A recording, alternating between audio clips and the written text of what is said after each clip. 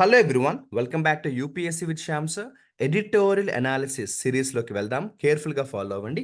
Hindu news పేపర్లో వచ్చిన ఒక ఇంపార్టెంట్ ఎడిటోరియల్ ఆర్టికల్ని మనం డిస్కస్ చేయబోతున్నాం, తెలుగులో క్లియర్గా అందరికీ అర్థమయ్యేలాగా.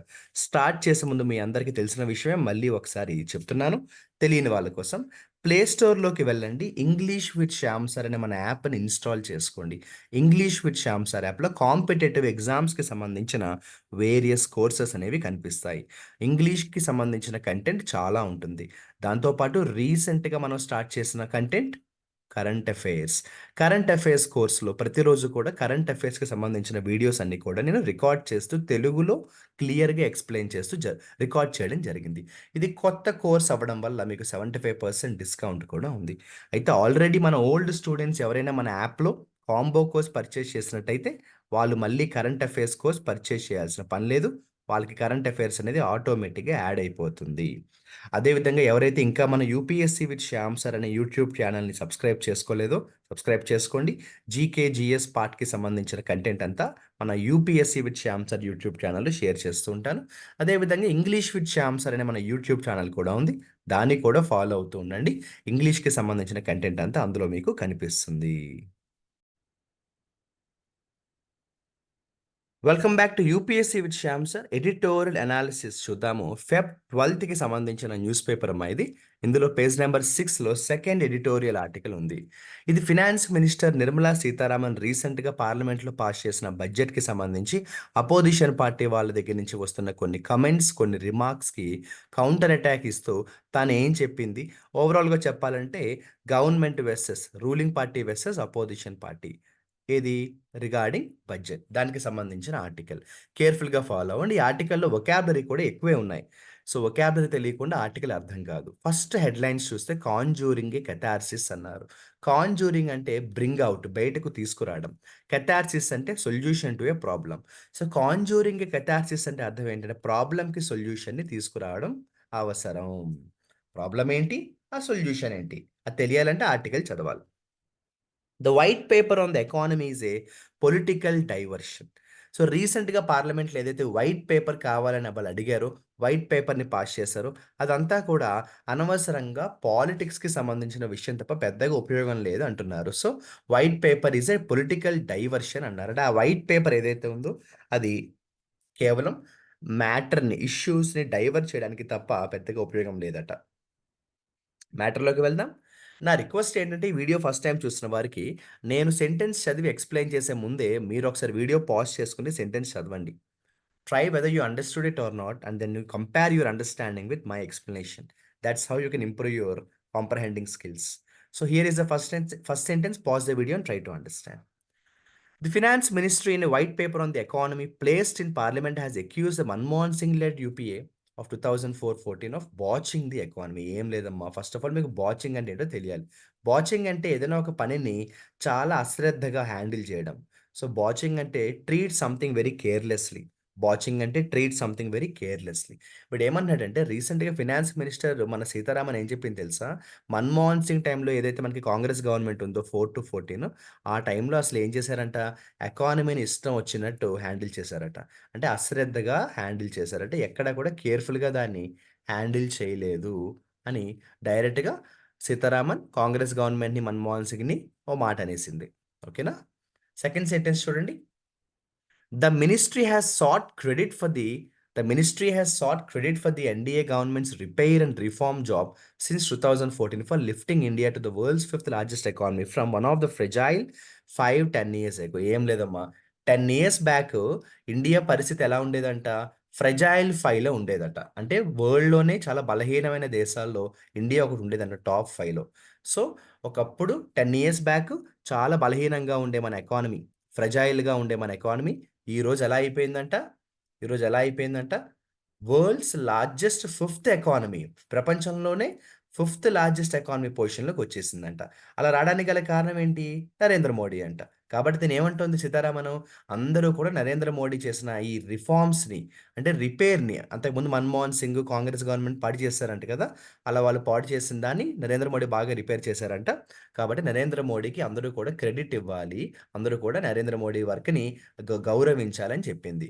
మీకు అర్థమైందా? ఫస్ట్ సెంటెన్స్‌లో ఏంటి? కాంగ్రెస్ పాడు చేసిందని చెప్పింది. సెకండ్ సెంటెన్స్‌లో ఏంటి?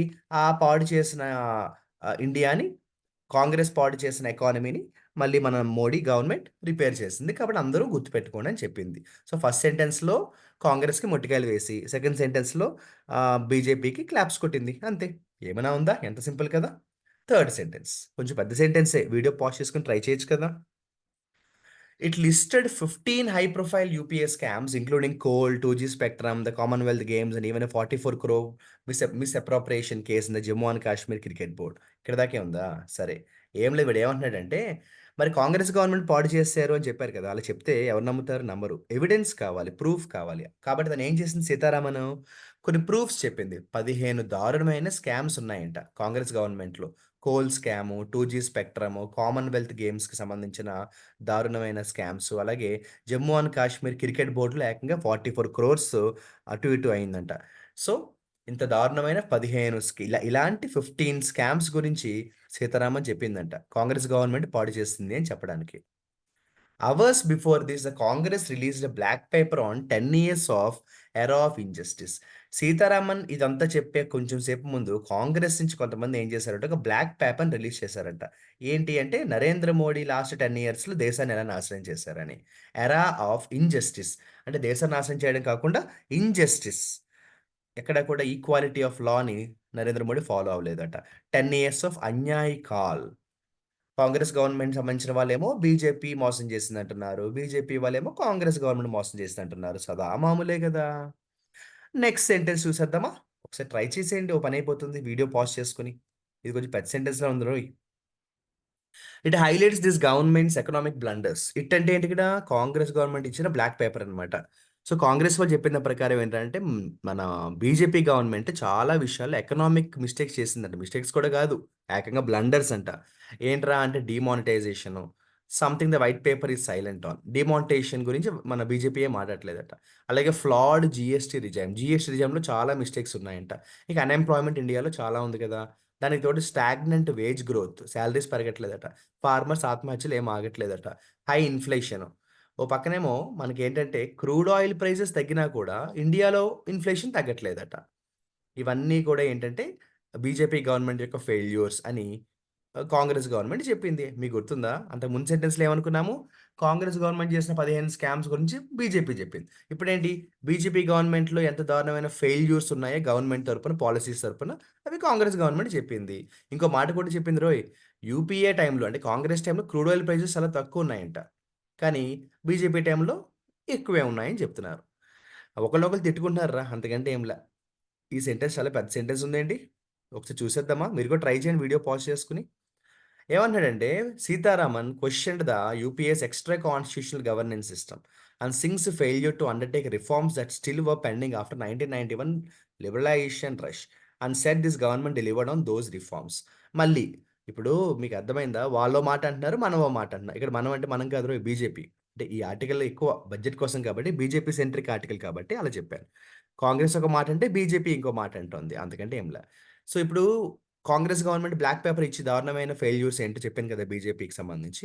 దానికి మళ్ళీ బీజేపీ కౌంటర్ ఇవ్వాలి కదా! ఏమందంటే సీతారామన్ ఏమంది తెలుసా? కాంగ్రెస్ టైమ్‌లో అంట కాంగ్రెస్ గవర్నమెంట్ తీసుకున్న చాలా డెసిషన్స్ ఎలాంటివంట? ఎక్స్‌ట్రా కాన్స్టిట్యూషనల్ సిస్టమ్స్ అంట. అంటే రాజ్యాంగ ఉల్లంఘన జరిగిందట. Constitutional violation. దానికి తోడు 1991 లిబరలైజేషన్ అయిన తర్వాత యాక్చువల్‌గా చాలా డెసిషన్స్ తీసుకోవాలి. అవన్నీ కూడా తీసుకోలేదట. పెండింగ్ ఉన్నాయంట. ఆ పెండింగ్ ఉన్న డెసిషన్స్ కాంగ్రెస్ తీసుకోలేదట. అవి ఎవరు తీసుకున్నారంటే బీజేపీయే తీసుకుందంట. కాబట్టి ఎలా చూసినా కూడా కాంగ్రెస్ కంటే బీజేపీయే సూపరు అని చెప్పేసి సీతారామన్ చెప్పేసింది. మరి ఇప్పుడు మళ్ళీ బీజేపీ ఏమైనా అందా? కాంగ్రెస్సే. మన బీజేపీ చూడండి. షీ అంటే ఎవరు? Sitharaman. She even invoked cases from the 1950స్ అండ్ 70స్ to argue that corruption runs in the Congress DNA. అయ్యయ్యో!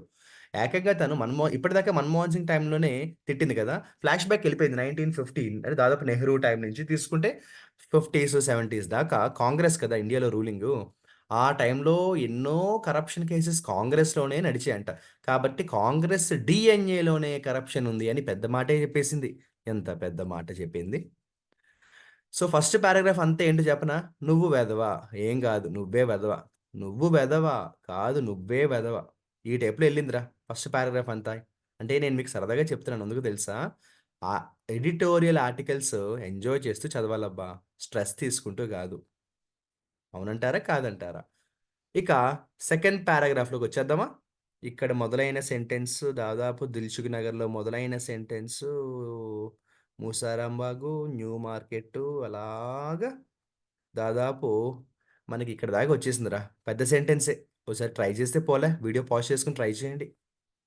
The governments assertion the white paper will serve as a record for posterity for India's youth to know the efforts it took to undo the UPA era damage and restore India's glory.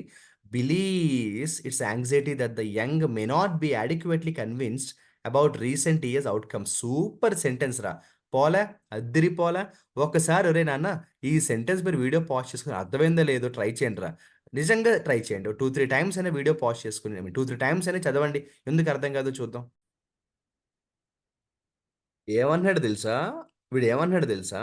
Sitharaman ఇంకో మాట చెప్పింది. ఏమనంటే, government ఇప్పుడు white paper ఇచ్చింది కదా! ఏ government? కాంగ్రెసా? బీజేపీయా? BJP government ఏమో white paper ఇచ్చింది కదా! ఆ వైట్ పేపర్ చాలా గొప్పది అంటోంది సీతారామన్. బీజేపీ గవర్నమెంట్ పార్లమెంట్‌లో ఇచ్చిన వైట్ పేపరు చాలా విలువైందంట. ఎంత విలువైందంటే, ఆ వైట్ పేపర్‌లో ఉన్న ఇన్ఫర్మేషను భావి తరాలకు తెలియాలంట. పోస్టెరిటీ అంటే భావితరాలు future generations. So, BJP government pass చేసిన వైట్ పేపర్ పార్లమెంట్‌లో ఏదైతే ఉందో, ఆ వైట్ పేపర్ ఎంత ఇంపార్టెంట్ అంట, ఫ్యూచర్ జనరేషన్స్‌కి తెలియాలంట. ఏం తెలియాలంట? కాంగ్రెస్ గవర్నమెంట్ దేశాన్ని ఎంత నాశనం చేసింది? దాన్ని బీజేపీ ఎంత బాగా మళ్ళీ రిపేర్ చేసిందని తెలియాలంట. belies its anxiety that the young may not be adequately convinced about recent years' outcomes. ఇంకో మాట కూడా చెప్పింది. ఏమనంటే, మనకి ఇక్కడ బిలైస్ అనే వర్డ్ వాడాడు. బిలైస్ అంటే fail to give the right impression. అంటే ఒక విషయంలో కన్విన్స్ చేయలేకపోవడం. It's anxiety that the young may not be adequately convinced about recent years outcomes. ఎందుకు ఆ మాట చెప్పిందంటే, బీజేపీ గవర్నమెంట్ చేస్తున్న ఎన్నో గొప్ప పనులు కొంతమంది యూత్‌కి సరిగ్గా రీచ్ అవ్వట్లేదంట. అలా రీచ్ అవ్వకపోవడానికి కొంత పొలిటికల్ రీజన్స్ ఉంటాయి కదా! మీడియా రీజన్స్ అవ్వచ్చు, అపోజిషన్ పార్టీ వాళ్ళు బురద జల్లడం అవ్వచ్చు. కాబట్టి భావి తరాలకు కమ్యూనికేషన్ గ్యాప్ లేకుండా తెలియాల్సిన నిజాలు తెలియాలి అన్న ఉద్దేశంతోటే ఈ వైట్ పేపర్‌ని రిలీజ్ చేసిందంట. సో, ఈ సెంటెన్స్ అంతా ఏంట్రా అంటే వైట్ పేపర్‌ని ఎందుకు రిలీజ్ చేసింది? మన బీజేపీ గవర్నమెంట్. ఆ వైట్ పేపర్ యొక్క వాల్యూ ఏంటి? ఫ్యూచర్ జనరేషన్స్‌కి తెలియాల్సిన నిజాలేంటి? కాంగ్రెస్ గవర్నమెంట్ పాడు చేసింది. బీజేపీ గవర్నమెంట్ రిపేర్ చేసింది. ఇందాకల నుంచి ఇదే పాయింట్ మార్చి మార్చి చెప్తున్నాను అంతేనా? నెక్స్ట్ సెంటెన్స్‌కెళ్ళిపోదామా? That may explain the curious absence of the real GDP growth and employment rates in the UPA. ఒరేయ్! ఇప్పుడు ఇందాక సెంటెన్స్ ఏదైతే ఉందో, ఆ సెంటెన్స్ యాక్చువల్‌గా సీతారామన్ చెప్పిన సెంటెన్స్ కాదు. ఇది ఈ న్యూస్ పేపర్‌లో ఈ ఆర్టికల్ రాసిన వాడు చెప్తున్న సెంటెన్స్. ఈ ఎడిటోరియల్ ఆర్టికల్ ఎవరైతే రాసాడో ఎడిటర్ వాడు చెప్తున్నాడు. వాడు ఏమన్నాడంటే, ఈ వైట్ పేపర్ యొక్క వాల్యూ ఏంటో సీతారామన్ ఎందుకంత బలంగా చెప్తోందంటే ఇండియాలో బీజేపీ చేస్తున్న కొన్ని ప్రోగ్రామ్స్ పీపుల్‌కి ఇంకా సరిగ్గా రీచ్ అవ్వట్లేదు అని వాడు చెప్పాడు. మనకి చెప్తున్నాడు. సో, బీజేపీ గవర్నమెంట్ చేస్తున్న కొన్ని పనులంట may not be adequately convinced. చాలా మంది పీపుల్‌కైతే రీచ్ అవ్వట్ల. కాబట్టి తను అందుకే ఆ వైట్ పేపర్ విషయంలో అంత డెస్పరేట్‌గా ఉన్నారట. అని ఈ పేపర్ వాడు చెప్తున్నాడు మనకి. ఇంకో మాట ఏమన్నాడు ఈ న్యూస్ పేపర్ వాడు, హిందూ పేపర్ వాడు, "that may explain the curious absence of real GDP growth." ఎంత పెద్ద మాట అనేసాడు. ఏమన్నాడంటే, ఎప్పుడైతే బీజేపీ గవర్నమెంట్ అంత ఇన్‌సెక్యూర్డ్‌గా ఫీల్ అవుతోందో, అంటే మేము చేసిన పనులు తెలియాలి అని సీతారామన్ ఎందుకంత బాధపడుతోంది? ఇప్పుడు నిజంగా జీడీపీ పెరిగితే అంత కంగారు లేదు గదా! ఇదిగో పలానా టైంలో జీడీపీ ఇంతుంది. ఇప్పుడు ఇంతుందని అందరికీ తెలిసిపోతుంది కదా! సో, జీడీపీ గ్రోత్ సరిగ్గా లేదు గాబట్టే బీజేపీ గవర్నమెంట్ కంగారు పడుతోందని ఓ మాట అనేసాడు బీజేపీ గవర్నమెంట్‌ని. And employment rates in the UPA and NDA's from the data laid and paper. Which even compares waste volumes processed by urban local bodies. వీడేమన్నాడంటే చూడండి, ఓ పక్కనేమో రియల్ జీడీపీ గ్రోత్ ఎక్కడా లేదు. దానికి తోడు మనకేంటంటే యూపీఏ గవర్నమెంట్‌లో ఎంప్లాయ్‌మెంట్ రేట్స్ చూడండి and NDA's from the and employment rates in the UPA and NDA years from the data laid and paper. ఎక్కడా కూడా ఎంప్లాయ్‌మెంట్ గ్రోత్ పెరగలేదు. అటు కాంగ్రెస్ టైమ్‌లో కూడా లేదు employment. Which even compares waste volumes processed by urban local bodies.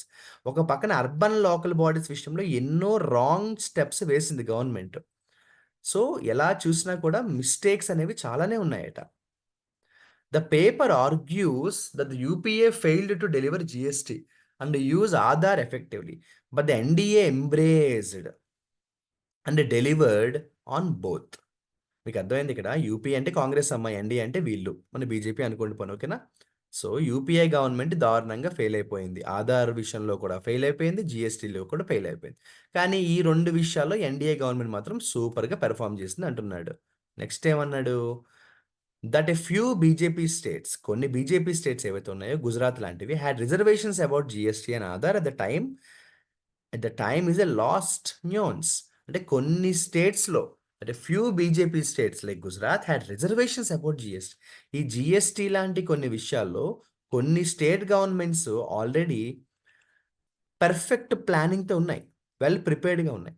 NDA had a resounding majority twice, but has yet to find a conciliant approach to undertake a crucial pending factor market reforms such as land and labour.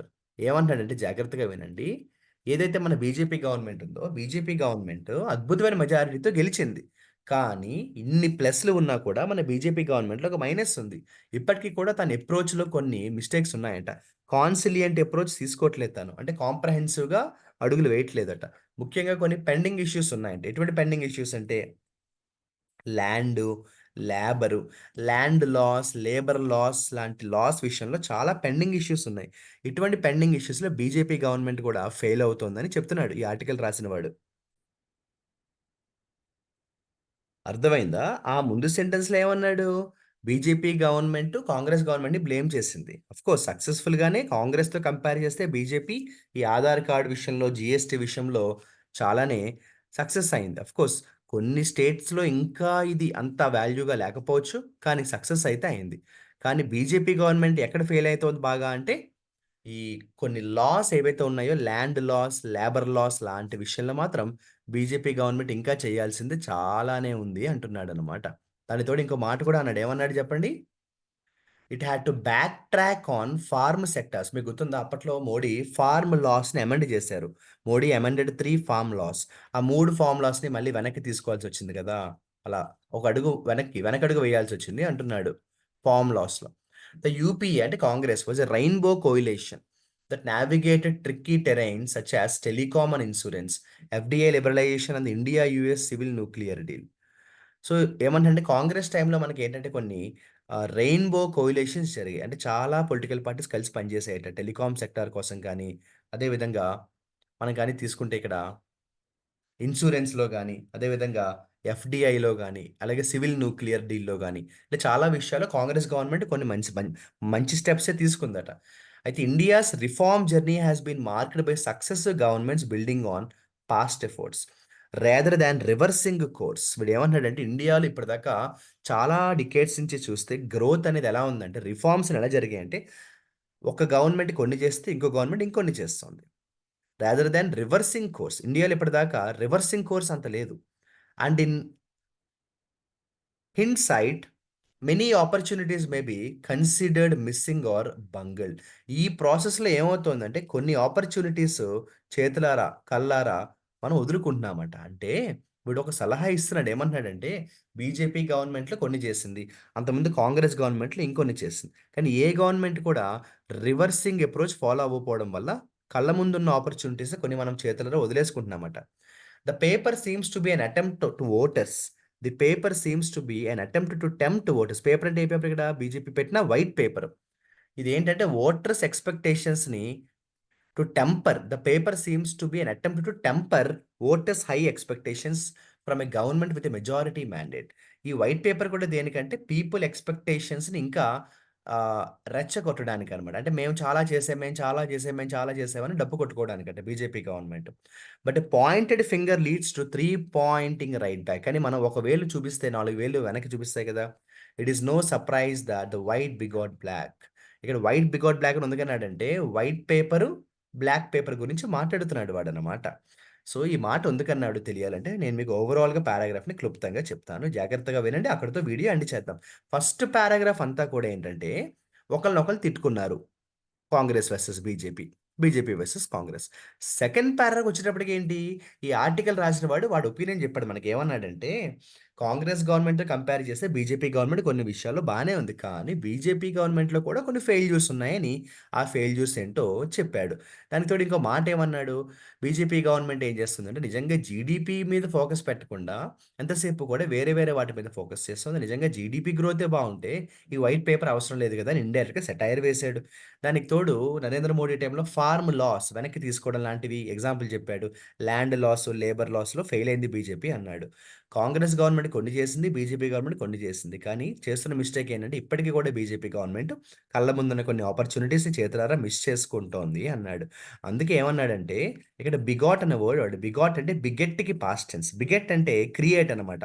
Lead to అంటాం. ఇప్పుడు Congress government చేసే mistakes వల్ల BJP government వచ్చింది రూలింగ్‌లోకి. ఈరోజు BJP government ఏమైనా mistakes చేస్తే భవిష్యత్తులో మళ్ళీ కాంగ్రెస్ వస్తుంది కదా! అని ఇండైరెక్ట్‌గా ఒక సెటైర్ వేశాడు. కాబట్టి ఇండైరెక్ట్‌గా వార్నింగ్ లెక్క ఇచ్చాడు. సజెషన్ ఇచ్చాడు బీజేపీ గవర్నమెంట్‌కి ఆపర్చునిటీస్ ఇంకా చాలా ఉన్నాయి. పెండింగ్ రిఫార్మ్స్ చాలా ఉన్నాయి. వాటిని కూడా మీరు ఫోకస్ పెట్టి మార్చండి అని బీజేపీ గవర్నమెంట్‌ని కూడా అంటే ఒక సజెషన్ లెక్క ఇచ్చాడు. ఇది కొంచెం ఒక రకంగా చెప్పాలంటే this article is a moderate level article. ఇది ఈజీ కాదు, డిఫికల్ట్ కాదు. Moderate level article. ఇటువంటి ఆర్టికల్స్ చదవడం వల్ల మన కాంప్రహెండింగ్ స్కిల్స్ అనేవి ఇంప్రూవ్ అవుతాయి. రేపొద్దున మనం టాపిక్ మీద ఎస్సే రాయాలంటే రైటింగ్ స్కిల్స్, ఎలాబొరేటింగ్ స్కిల్స్ కూడా బాగా ఇంప్రూవ్ అవుతాయి. ఓకేనా? అక్కడితో మనం మన యూపీఎస్సీ విత్ శ్యామ్ సార్ ఛానెల్‌లో ఎడిటోరియల్ అనాలిసిస్ వీడియో చూడడం జరిగింది. ఎవరైతే ఈ వీడియో చూసారో మీ ఫీడ్‌బ్యాక్ కామెంట్ సెక్షన్‌లో నాతో షేర్ చేసుకోండి. ఒకవేళ మీకు నచ్చితే నేను ప్రతిరోజు కూడా ఎడిటోరియల్ అనాలిసిస్ మీద కంటెంట్ మీతో షేర్ చేసే ప్రయత్నం అయితే చేస్తాను. All the best.